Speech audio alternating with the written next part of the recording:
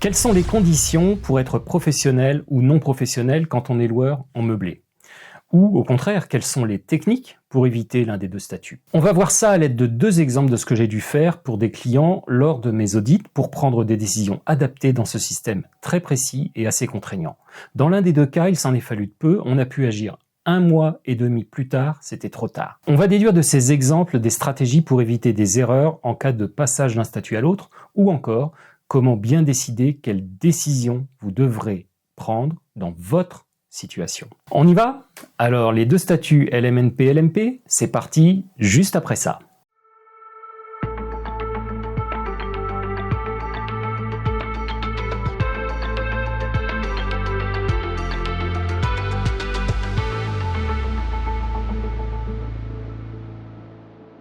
Alors oui, quelles sont les conditions aujourd'hui pour être pro ou pour être non pro?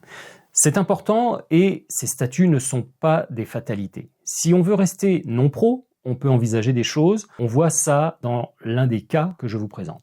Et de la même manière, on peut être non pro aujourd'hui en sachant qu'on va devenir pro. Alors quelles sont les conditions pour être loueur de meublé professionnel? Je vous passe les évolutions, on va rester sur la situation actuelle. Je vous renvoie à différentes vidéos, notamment les lives que j'ai pu faire sur ce thème depuis quelques années. Pour être loueur de meublé professionnel, il faut que les deux conditions suivantes soient réunies. Je rappelle, il ne suffit pas qu'une seule condition soit remplie, il faut bien les deux. Donc la première condition pour être LMP, il faut que les recettes soient supérieures aux autres revenus professionnels. Salaire, indemnité chômage, retraite, les BIC, les BNC et même les indemnités journalières d'arrêt maladie qui sont prises en compte. Oui, ce sont des revenus professionnels, comme le chômage, puisqu'ils résultent de prestations qui sont la suite de vos cotisations sociales professionnelles. Je précise, on ne parle pas des revenus du patrimoine, revenus fonciers, dividendes, etc. par exemple.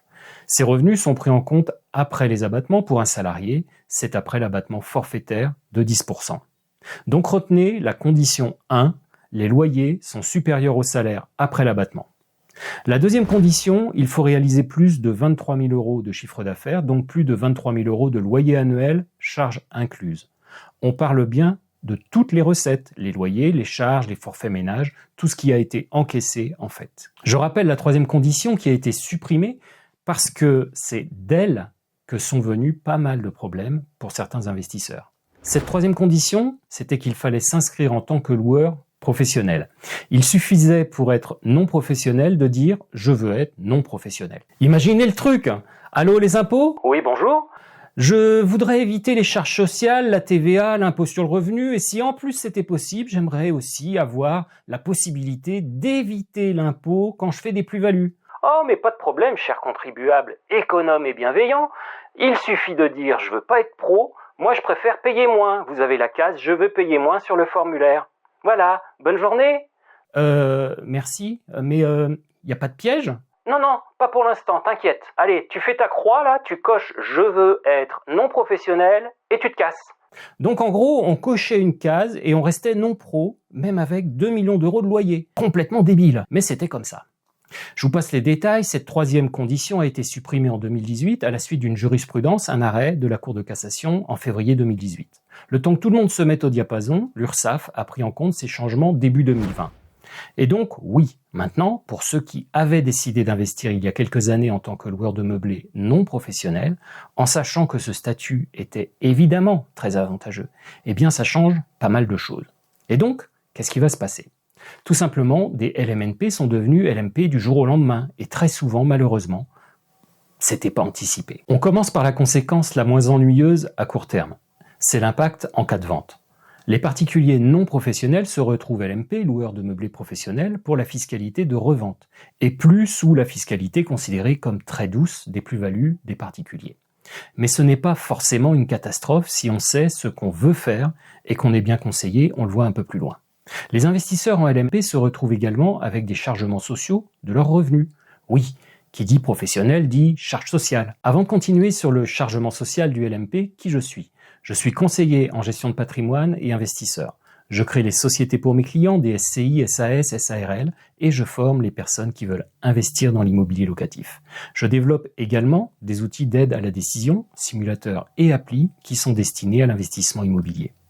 Donc qui dit professionnel dit charge sociale, on l'a vu, ne serait-ce que le forfait minimum à 1 300 €. Et ça, c'est un moindre mal. À l'époque, ça s'appelait le RSI, le régime social des indépendants. C'est ensuite devenu la SSI, la sécurité sociale des indépendants. Aujourd'hui, c'est l'URSSAF qui appelle les cotisations. Donc, il y a un chargement social des revenus de cette nouvelle activité professionnelle. Ça coûte assez peu. Souvent, on est au forfait mini pour le moment, ce qui est normal avec le jeu des amortissements, donc très souvent, pas de résultat. Donc, le forfait mini en URSSAF, 1 300 € par an, sera appliqué. Bref, assez peu d'impact en termes de charges sociales actuellement. Mais les choses vont évoluer au gré de l'évolution à la baisse des amortissements et donc de la vie de l'entreprise de loueur en meublé. Alors évidemment, tout ça, ça pose problème parce que toutes les comptabilités qui ont été mises en place sous le statut du régime de loueur en meublé non professionnel se retrouvent basculées dans la fiscalité de loueur en meublé professionnel. Et il se peut que des décisions qui ont été prises hier ne soient pas les meilleures sur la base de ce nouveau statut, ce qui peut être ennuyeux. Je vous livre juste une conséquence, c'est les reports de déficit de charges qui restent bloqués dans la fiscalité LMNP. Mais soyez heureux, si vous redevenez LMNP, vous les retrouverez, mais seulement pendant 10 ans. Je l'ai pas dit, vraiment désolé, le compteur ne s'arrête pas pendant que vous êtes devenu LMP. Il tourne toujours discrètement. Pour le coût des charges sociales en cas de résultat positif, on a toujours ce minimum de 1 300 € si le résultat est trop faible ou si on est en déficit. Ensuite, on compte environ 45% de charges sociales. Vous gagnez 100 €, ça vous coûte 45. Mais les charges sociales sont une charge déductible du résultat. Donc, pour 145 € charges incluses, on a 45 € de charges et 100 € de rémunération imposable. C'est environ une base de 2/3, 1/3. Donc quand on gagnait 100 en LMNP, eh bien en LMP, on se retrouve à gagner 100, incluant les charges sociales. On reprend cette logique de 2/3, 1/3, on va donc gagner environ 65, et les 35 restants, ce sont les charges sociales. Le bonus, on ne payera pas la CSG qui s'impose sur les revenus issus de l'immobilier. La CSG CRDS sont remplacés par les charges sociales URSSAF. C'est d'ailleurs peut-être le moment de vous dire que vous avez un lien vers la vidéo qui explique les points communs et les différences entre les deux statuts, LMP et LMNP. Avant de continuer de vous parler des 2 audits clients et des décisions prises, je vous rappelle que vous devez absolument mettre un joli pouce bleu sous la vidéo. Pourquoi ? Parce que c'est comme ça, c'est obligatoire. Si c'est pas fait, pensez aussi à vous abonner à la chaîne. Sur certains audits que j'ai faits, on a pu corriger la fiscalité en faisant ce qu'on appelle des déclarations rectificatives de façon à revenir sur les 3 années précédant mon intervention. Maintenant, c'est plus difficile. On est en 2024, donc forcément des situations qui ont changé en 2020 ou 2021, ça va commencer à être très tard. Pour faire des déclarations rectificatives, il est parfois encore temps pour les gens qui ont commencé à investir relativement récemment. On peut revenir sur 3 ans. Maintenant que les choses sont posées concernant les statuts LMNP et LMP, c'est-à-dire quelles sont les conditions pour qu'on soit d'un côté ou de l'autre de la barrière, la question se pose effectivement de l'intérêt d'être d'un côté ou de l'autre. C'est là qu'un vrai regard professionnel prend tout son sens et peut éviter de sérieuses erreurs. Alors les erreurs ne sont pas seulement sérieuses, elles sont surtout coûteuses. Et là, c'est vraiment dommage. Mi-novembre 2021, un client m'a demandé l'analyse de son parc. Environ 110 000 € de loyer en meublé en région parisienne. Un ingénieur qui gagne environ 70 000 € par an. Il était passé pro. On a pu reprendre toute la comptabilité depuis son premier achat en 2018. On était mi-novembre. Si ce client avait attendu 1 mois et demi de plus avant de me contacter, on ne pouvait plus modifier l'option prise par son comptable.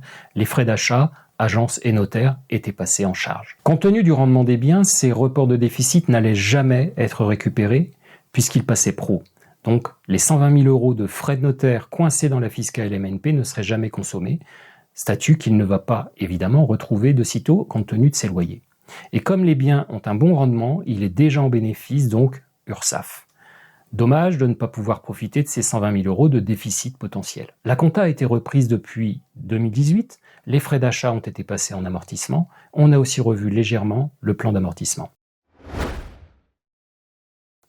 Récemment, un autre audit avec un investisseur du Sud-Ouest qui craignait de devenir loueur de meublé professionnel. On a d'abord regardé les chiffres et on s'est posé la question, est-ce que c'est intéressant de rester loueur de meublé non professionnel ou bien vaut-il mieux passer pro plutôt que de tout faire pour éviter ce statut? J'avoue qu'il privilégiait la première option, rester LMNP. Si tel était le cas, il pouvait être intéressant de limiter les revenus par le biais de l'activité individuelle et donc de passer une partie des loyers dans le cadre d'une société à l'impôt sur les sociétés, par exemple, de façon à bien séparer ses revenus et à conserver un niveau de loyer inférieur au salaire pour rester LMNP. Mais c'est là qu'il est nécessaire pour moi, en dehors de connaître les chiffres, le parc, les prix, les loyers, etc., il me faut connaître l'objectif. Et compte tenu du projet de cet investisseur, qui est notamment de revendre l'un des biens avec une forte plus-value, il a construit une maison de 175 000 €, il va la revendre aux alentours de 400 000. Il a fallu se poser pour réfléchir. La question était donc de savoir quel serait l'impôt sur plus-value sous le statut LMP et quel serait l'impôt sur plus-value sous le statut LMNP, avec différentes échéances de revente et différents prix. Et pendant la phase avant-vente, on a pu comparer le coût des deux statuts et on a pu privilégier l'un des deux statuts de manière claire et fondée et pas en partant de principes ramassés au hasard sur Internet ou de vérités toutes faites. La stratégie retenue, c'est quoi? On a finalement décidé de privilégier le passage au statut loueur en meublé professionnel de façon à bénéficier de la fiscalité de revente sous le statut de loueur en meublé professionnel. Une belle économie en impôt sur plus-value sera réalisée, autour de 80 000 €. Et comme il est sous les 90 000 € de chiffre d'affaires, eh bien après 5 ans en tant que pro, il va pouvoir bénéficier d'une exo totale de plus-value long terme. Et ça, c'est la différence entre le prix de vente et le prix d'achat. Accessoirement, on en a profité pour revenir sur certains points de comptabilité, notamment le passage en charge de certains frais d'achat. La suite, il risque fort de redevenir non professionnel après cette vente si son parc n'augmente pas, et ça lui conviendra alors très bien. Et s'il doit faire grossir son parc locatif et qu'il souhaite rester non professionnel, on créera une structure dédiée à l'impôt sur les sociétés pour rester LMNP sur son parc actuel, si le souhait est de le rester évidemment. Bref, on a anticipé les choses. Tiens d'ailleurs, si des retours sur certains audits vous intéressent, dites-le moi en commentaire et indiquez-moi sur quel sujet, parce que effectivement j'en ai quelques-uns en stock, mais je ne vois pas trop lesquels peuvent vous intéresser. Alors dites-le en commentaire. Pensez bien aussi sur ce type de décision que le niveau de revenu d'aujourd'hui n'est pas obligatoirement celui de demain. Il peut baisser, que ce soit par choix, passage en temps partiel de soi ou de son conjoint, ou encore parce qu'on se retrouve à la retraite. Et encore une fois, rien n'est figé. Rien n'est gravé dans le marbre. Avec 2 exemples rapides, vous voyez que ce passage d'un statut à l'autre peut avoir des conséquences importantes s'il est mal anticipé.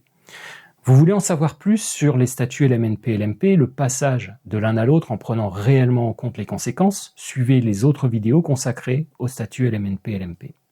Pour un audit ou la création de votre société, SCI, SAS, SARL, vous pouvez me contacter via le lien que vous retrouverez dans le descriptif sous la vidéo. J'espère que cette vidéo vous a plu, surtout lâchez bien un pouce bleu, abonnez-vous, je vous remercie de m'avoir suivi et je vous dis à bientôt.